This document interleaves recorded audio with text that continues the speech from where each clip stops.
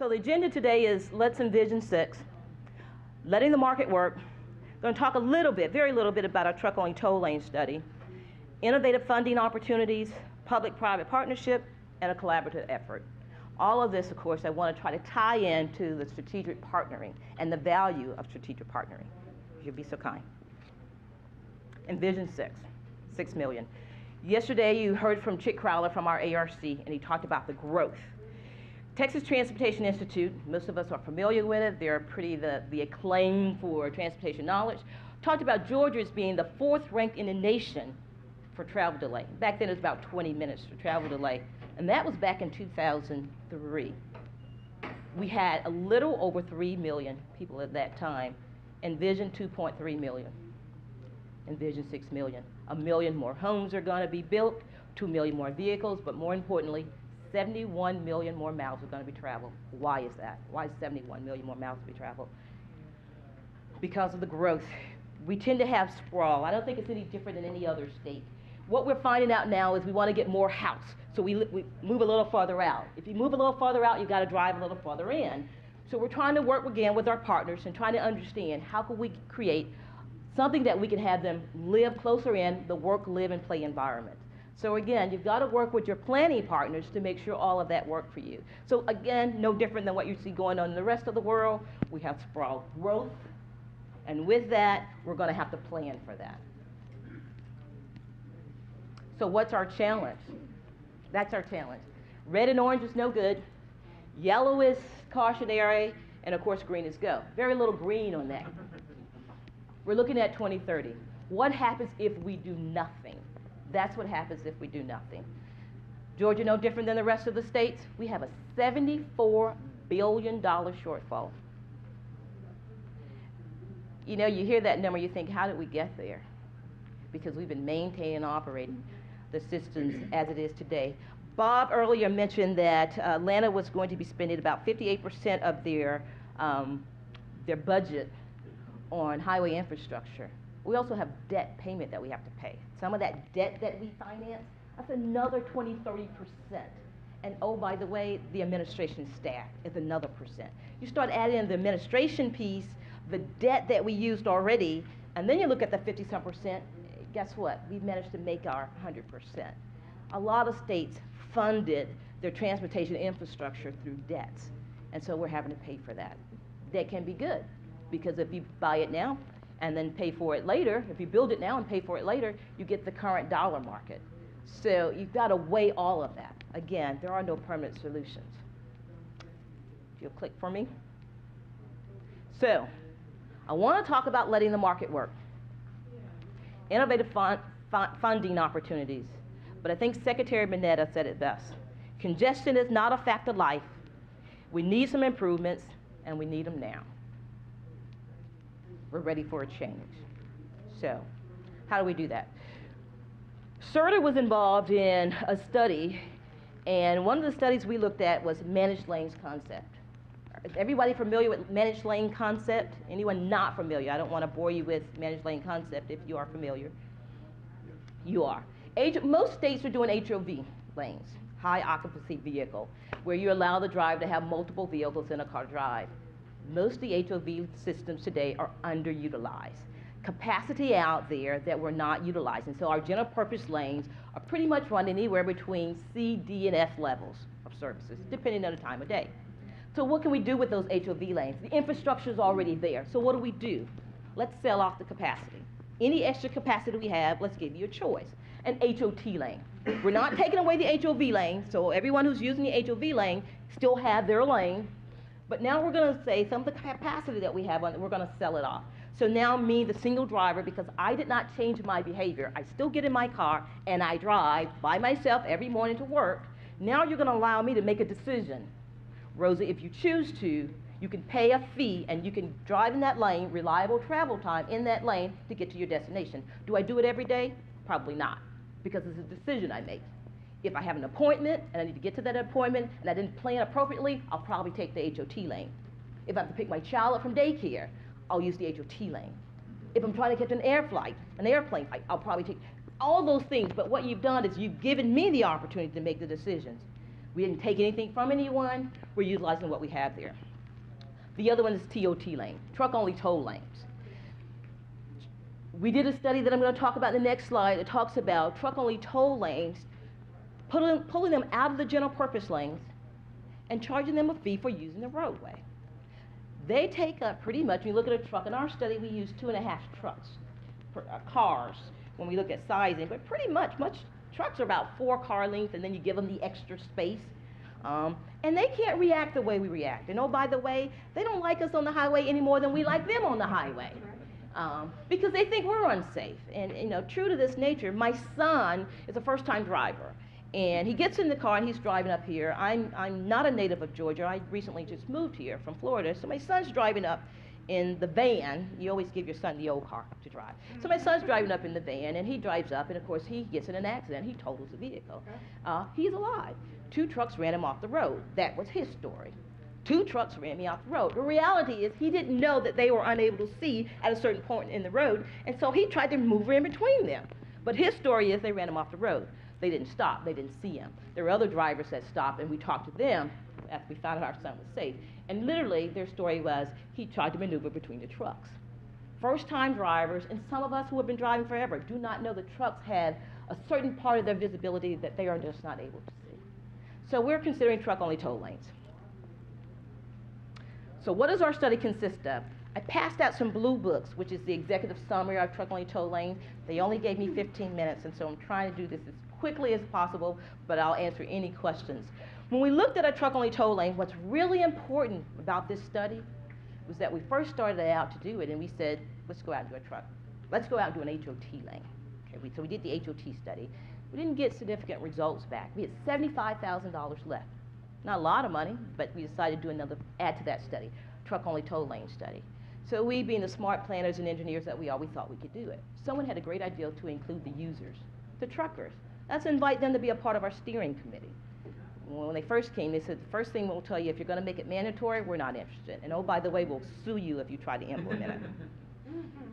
Okay, we're not going to make it mandatory because we don't want to be sued. So they came in. We had our own thought process in place when we were going to do this, like we always do, because we're engineers, and we've been doing it that way for a long time. This is the way we plan. We know how to plan. We know how to model when we do this. Well, they said, well, that makes no sense to us. Why don't you guys consider building a system with truck-only toll lane, taking your HOV system, and maybe incorporating that into a truck-only toll lane so we can make the decision on how we go. But more importantly, let's add the center portion here, the part in the blue. Let's make that available for trucks when they're doing delivery services. Because right now, that's not available to them because they're a single person driving in a truck. So they can't use that lane. And so they're actually trying to deliver those goods and services to us, and they're charging us more money because the time to get to point A to point B is factored into that cost. So we're paying for that cost, whether we realize it or not. So they changed our way of thinking.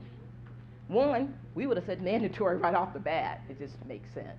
And they said we won't. So we changed our way of thinking for that point. And we changed our way of thinking as far as we weren't even going to look at doing anything with the HOV lanes in the inside. So they changed our thoughts.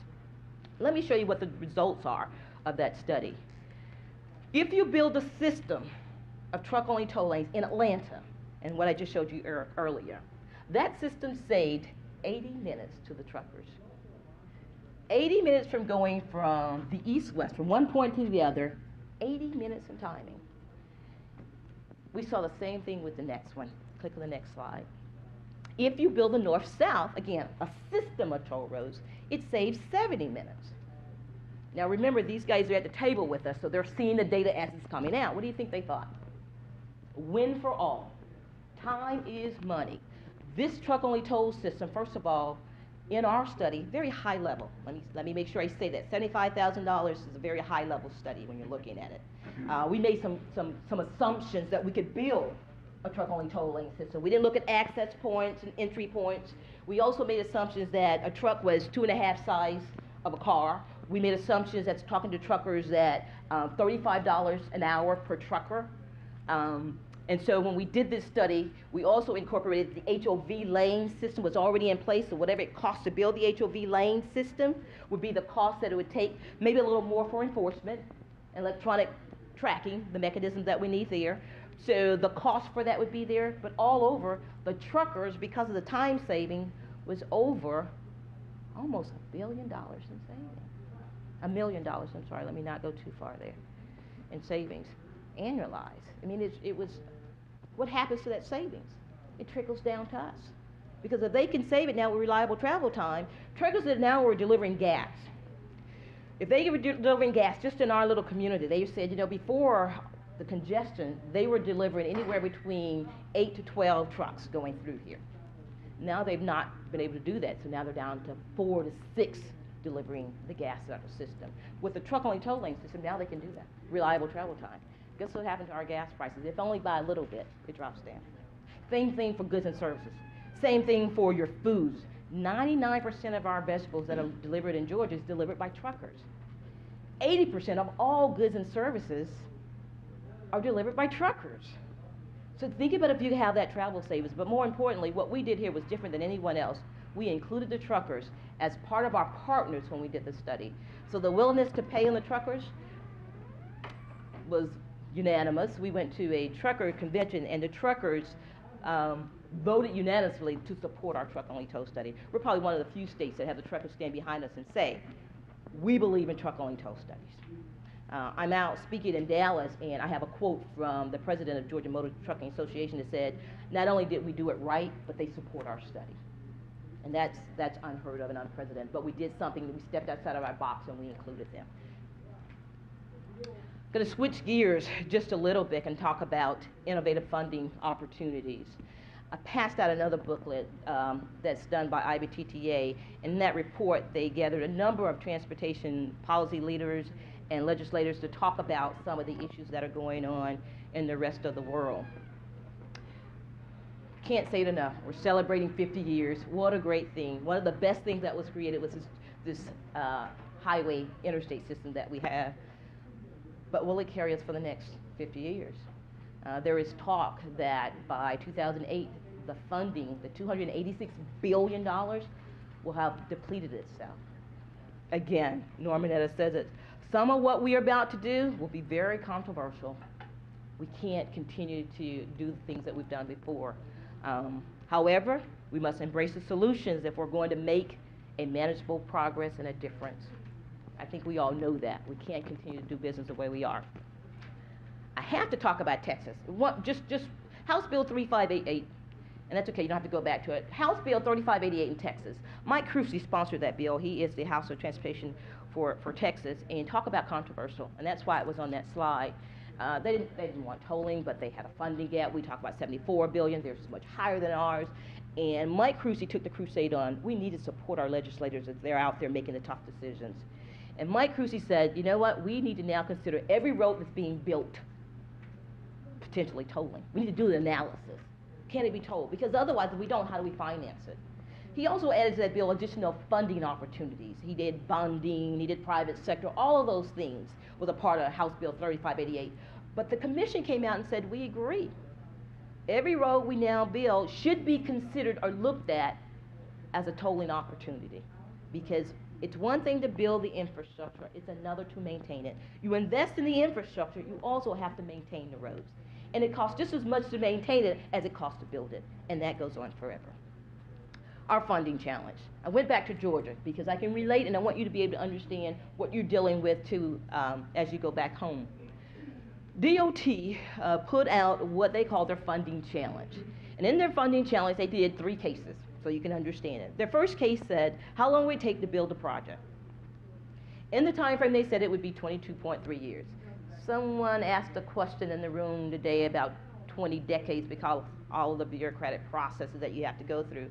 I don't think any of us is going to argue that point, whether it's a bureaucratic process. We know it takes 20 years to build a project. It does, and there's a lot of things involved in it.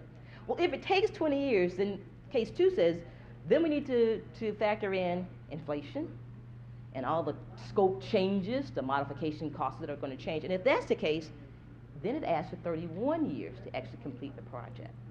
Now, this is our DOT telling us that to build this system that we say we want to build, it's going to take us 31 years. And then, of course, they go on to say, case 3, how long will it take to actually deliver the program with all the projects that we have in the system? And it went up to over 33 years. Delivered programs average 73 projects. It's over 31 years if we just keep adding. I don't know about you, but I think we need it now and not 31 years, because what do we do now? And so that's some of the things we're facing. What's interesting with everything that I'm saying, nobody's doing this alone. We're all doing this together, collectively. We're all confronting this. All of this is public knowledge. You can go on DOT website and pull, and that's in fact where I pulled the slide from. So we're sharing, we're trying to educate the public so they understand. Because everyone thinks there's a free road. There are no free roads. There are no free roads, and we're paying, and we need to figure it out. So we have a funding challenge. What are we doing? If you will. Well, one of the things we're doing, like some of the other states, is we're looking at private partnerships. Again, how do we get out of this? So our private partnerships, and we call them public-private initiatives here in Georgia, we passed legislation for those, supported by Mineta and his thoughts. Here, the commissioner, Harold Lindenthal, who is our commissioner, our DOT, said that it's going to make our projects faster and more efficient. So now instead of 31 years, we can get one in 7 years. That's amazing. 31 years to 7? That's amazing. And that was one of the things. So we passed in 2003 legislation, which allowed unsolicited public-private proposals, advertisement of those competing proposals, because we're trying to get to know what's going on. We looked at Virginia to see what they were doing. We're looking at everyone to see what they're doing. So we passed those two pieces in.